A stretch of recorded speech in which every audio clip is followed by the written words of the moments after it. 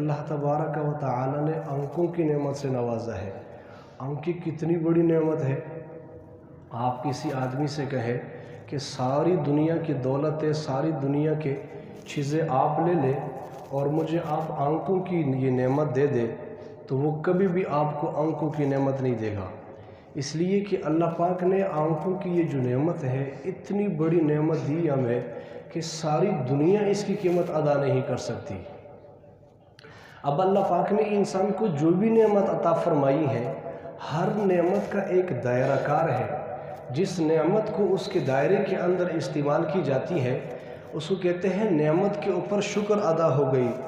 और जो नेमत अल्लाह के हुक्म के अलावा इस्तेमाल होती है तो उसको कहते हैं कि ये इस नेमत की नाशुक्री है। अल्लाह पाक ने हमें जितनी भी नेमतें अता फरमाई है, अल्लाह पाक हमें इन तमाम नेमतों का शुक्रगुजार बनाए। अल्लाह तबारक व तआला ने कुरान मजीद फुरक़ान हमीद में इरशाद फरमाया, कुल लिल मुअमिनीना यग़ुद्दू मिन अबसारिहिम व यहफ़ज़ू फ़ुरूजहुम। मेरे महबूब ईमान वालों से कह दे।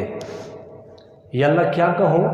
फरमाया ईमान वालों से ये कह दे कि अपनी निगाहें नीचे रखें और अपनी नामूस की हिफाजत करें।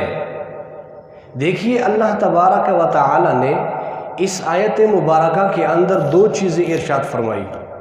नंबर एक, अपनी निगाहों को नीचे करें। नंबर दो, अपनी शर्मगाह यानी अपनी नामूस की हिफाजत करें।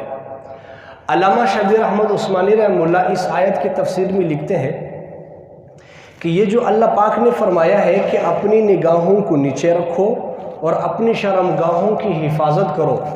शर्मगाहों की हिफाजत के लिए निगाहों की हिफाजत ये पहली सीढ़ी है। आगे वो फरमाते हैं कि जब तक निगाहों की हिफाजत नहीं होगी, इंसान गुनाहों से बेहयाई से बच ही नहीं सकता। आसान लफ्ज़ों में इस तरह समझ लीजिए कि जो आदमी बदनज़री करता है, निगाहों की हिफाजत नहीं करता, वो बंदा ज़िना से कभी बच ही नहीं सकता। इसलिए फरमाया कि अपनी निगाहों को नीचे करो और अपनी शर्मगाहों की हिफाजत करो। इसको इस तरह समझ लीजिए कि ज़िना के लिए पहले सीढ़ी जो है वो इंसान की निगाहों का गलत इस्तेमाल है। जो इंसान निगाहों को गलत इस्तेमाल करता है वो गुनाहों से कभी बच ही नहीं सकता। इब्न मसूद रज़ी अल्लाह ताला अन्हु फरमाते हैं कि औरत का बाजार में निकलना, शैतान उसको उस वक़्त तक घूरता रहता है जब तक वो वापस पलट कर आती नहीं। क्या मतलब हुआ? मतलब ये है कि जो आदमी बदनिगाही करता है, ये बदनिगाही करना ये ऐन शैतान के करने वाला काम है। इतना बड़ा गुनाह है। और अशरफ अली थानवी रहमतुल्लाह फरमाते हैं कि बदनिगाही हर लिहाज से बड़ा गुनाह है, गुनाह कबीरा है। ऐसा गुनाह है कि इसके अंदर इब्तिला आम है, हर आदमी इसमें मुब्तला है। सैकड़ों में नहीं, हजारों में कोई एक होगा, कोई एक जो अपनी निगाहों की हिफाजत करता होगा, वगरना इस दौर में इब्तिला आम हो चुकी है। हज़रत खुद फरमाते हैं कि एक ऐसा आदमी मेरे पास चल करके आए कि एक हाथ के अंदर उनका आसा था, लाठी पर चलता हुआ आदमी आया और मुझे कहने लगे कि हज़रत मैं एक ऐसे मरज़ में मुब्तला हो जो किसी के सामने जिक्र नहीं कर सकता। मैंने पूछा कि वो मरज़ क्या है? वो कहने लगे कि मरज़ ये है कि मैं अपने घर से बाहर बैठता हूँ, मेरे इस तरफ भी गली है और इस तरफ भी गली है। जब कोई खातून मेरे सामने से गुजर जाती है, उस वक़्त तक मैं घूरता रहता हूँ जब तक गली के उस नौकर तक उससे मैं रुखसत नहीं करता। इस मरज़ में मुब्तला हो, इस मरज़ से छुटकारा कैसे हासिल हो जाए? अल्लाह अकबर। और ये ऐसे आदमी का वाक़या लिखा है कि जो लाठी पर चल करके आया, और फरमाते हैं कि एक साहिब मेरे पास चल करके आए, उन्होंने बतलाया कि मेरी उम्र इस वक्त 80 साल से ऊपर है और मुझे इस मरज़ में अल्लाह पाक ने मुब्तला कर दिया है کہ میں نوجوان لڑکوں کے چہروں کو دیکھتا رہتا ہوں اور میرا سینہ ان سے بھرتا نہیں ہے۔ حدیث پاک میں آتا ہے لعن اللہ الناظر والمنظور الیہ، اللہ پاک دیکھنے والے اور دیکھنے کا موقع دینے والے دونوں کے اوپر لعنت بھیجتے ہیں۔ کیا مطلب ہے؟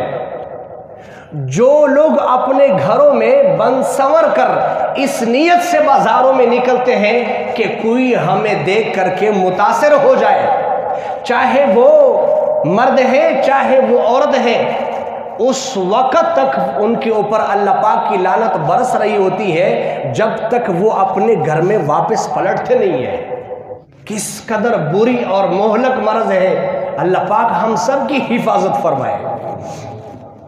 اور اس بات کو یاد رکھیں کہ جس انسان کو بدنگاہی کی یہ مرض لگ گئی، اس انسان کو کبھی نیک اعمال کی توفیق نہیں ہوتی، نماز نہیں پڑھی جائے گی، نیک اعمال نہیں کیے جائیں گے، ذکر اذکار کی طرف دل نہیں لگے گا، نیک لوگوں کے صحبت میں دل بیٹھنے کو نہیں چاہے گا، علماء سے صلحاء سے نیک لوگوں سے دور بھاگے گا۔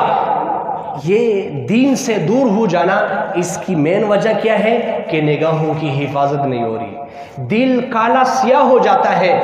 اور ایک نقصان یہ ہے کہ جو آدمی بدنگاہی کے مرض میں مبتلا ہے، اللہ پاک موت کے وقت ایمان کی دولت سے محروم کر دیتا ہے۔ بدنظری کرنے والا انسان کلمہ کی دولت لے کر کے نہیں مرتا، وہ کلمہ کی دولت سے محروم ہو کر کے مرتا ہے۔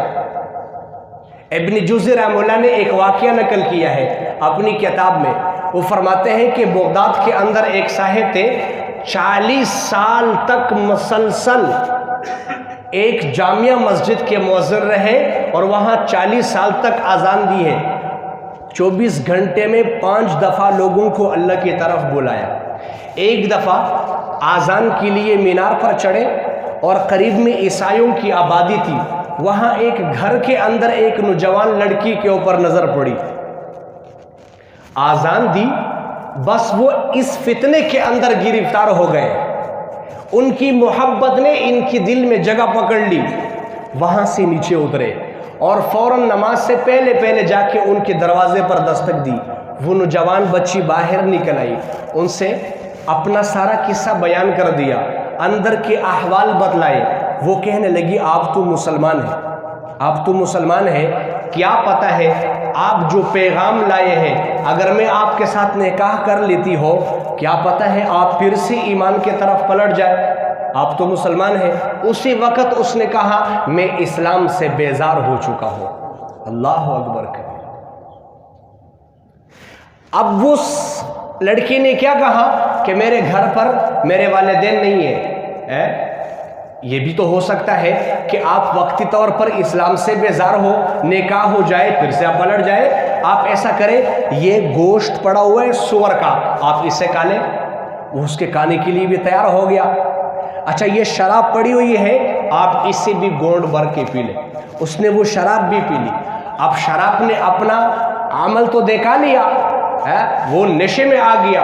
اب اس بچی نے کیا کیا، اپنے گھر کا دروازہ اپنی پیچھے باندھ لیا اور اس سے کہا کہ آپ چھت پہ چڑھے، اس وقت تک میرے والدین بھی آ جائیں گے اور آپ کے ساتھ نکاح کر لیں گے۔ اب یہ نشے کے حالت میں جب سیڑھیوں سے چڑھتا رہا، آخری سیڑھی پر جب پہنچا، وہاں سے پاؤں پھسلا اور نیچے منہ کے بل گرے، گردن ٹوٹ گیا اور اسی وقت روح پرواز ہو گئی، ایمان کے بغیر دنیا سے چلا گیا۔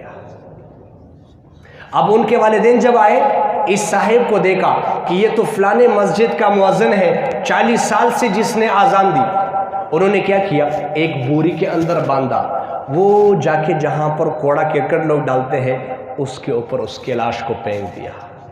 تو میں عرض یہ کر رہا تھا کہ جو آدمی اس مرض کے اندر مبتلا ہے وہ اس مرض سے توبہ کر لے، اگر توبہ نہیں کرے گا مرتے وقت اس سے کلمہ نصیب نہیں ہوگا۔